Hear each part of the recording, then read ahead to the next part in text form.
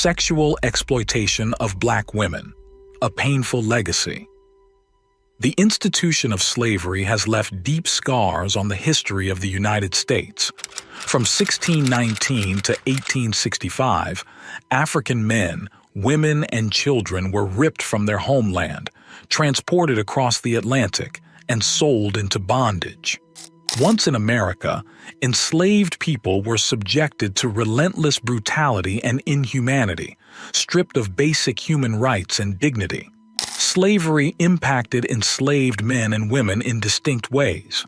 While men tended to perform demanding physical labor like plantation work, women bore the unique burden of rampant sexual violence and exploitation at the hands of their masters. Female slaves were treated as property, with their sexuality and reproductive powers commodified and exploited for economic gain.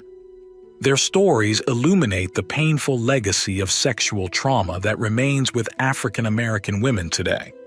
Young female slaves were seen as breeders from the time they reached adolescence. They were expected to continually reproduce in order to increase the master's supply of slaves and profits. Whether through overt rape or more subtle coercion, enslaved women faced routine sexual assault from their masters and other white men. Some estimates state that over 50% of female slaves aged 15, 30 were raped and abused by their owners. Enslaved women endured horrific abuse and danger to their health through frequent forced pregnancies. They received no care or recovery time after giving birth before being forced back into hard labor. On large plantations, their newborn babies would be taken from them right after delivery and handed over to others to raise, while the mothers returned immediately to work in the fields. In addition to repeated rapes and forced childbearing, enslaved women were subjected to barbaric experimental gynecological procedures and surgeries, most often without any anesthesia. The eminent Dr. J. Marion Sims, known as the father of modern gynecology, built his career by experimenting on unconsenting slave women's bodies. The trauma inflicted on enslaved women's bodies also took a profound psychological toll. White society perpetuated the racist stereotype of the wanton, hypersexual Jezebel to justify the widespread sexual abuse. This portrayal of black women as naturally promiscuous, licentious temptresses served to excuse rape as something inherent to their nature. The Jezebel stereotype depicted enslaved black women as excessive in their sexual appetites, governed entirely by libido and carnal lust. This stands in stark contrast to the virtuous, chaste model of white femininity that reigned at the time. Reducing black women to pure objects of sexual gratification made it easier for white men to rationalize assaulting them without remorse. Sometimes, enslaved women might appear to acquiesce to sexual advances from their masters, perhaps believing that bearing mixed-race children could offer a chance at freedom for their offspring.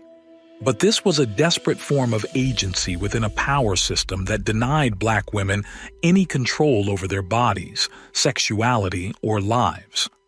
The rigid racial hierarchy relegated black women to a position of inferiority, where rape and abuse were seen as natural consequences rather than atrocities. The movie The Birth of a Nation in 1915 notoriously depicted the character of Lydia Brown, a mixed-race slave woman portrayed as a licentious temptress sexually manipulating her white master. This served to titillate audiences with imagery of interracial sex, while also painting black female sexuality as inherently deviant and dangerous to white male virtue. Although overtly sexualized images of black women proliferated more widely from the 1960s onward in popular culture, the lineage traces back to slavery. The myth of black women's lustfulness and seductive powers has long served to mask the brutal realities of rape, violence, and dehumanization inflicted on them throughout America's history. Generations after emancipation, the trauma of this sexual exploitation continues to haunt African American women. The legacy of abuse, forged over centuries of oppression, manifests today through disparities in health, institutional discrimination, and continuing struggles around sexuality and autonomy. Research shows that the persistent denigration of Black women's virtue enables their higher rates of victimization, as well as greater stigma and blame placed on those who suffer abuse. The accumulated psychological injury of centuries of rape and violence continues to impact survivors and communities today. Stereotypes persist that Black women are unrapeable and possess greater sexual appetite and aggression compared to other women. This results in Black female victims being less likely to be believed and supported. Public health scholars trace high rates of sexually transmitted infections in African American communities directly back to slavery's legacy of physical and sexual trauma. The enslavement system treated Black women first and foremost as objects for reproductive exploitation. Enslaved women endured forced childbearing, separation from their children, and the constant threat of rape and cruelty from masters. This corrupted the mother-child bond through external control of reproduction and denial of Black women's maternal rights. Slavery made Black women's wombs the property of their oppressors rather than a source of life and dignity. And this commodification of Black women's reproductive capacity did not vanish after emancipation. It persisted through practices like coerced sterilization, restricted access to contraception, and the welfare system's intrusions on poor mothers' parenting decisions.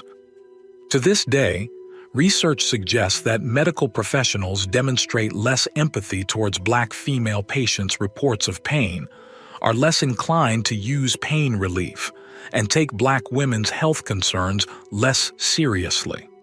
All these trends stem from slavery's legacy of denying Black women autonomy over their bodies.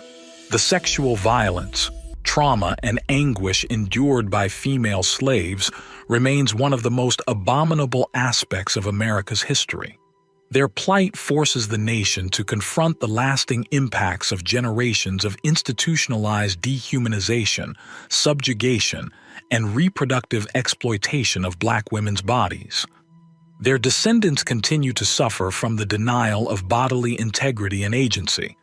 To heal these wounds requires acknowledging this painful heritage, restoring Black women's humanity, and empowering their right to self-determination over their own bodies.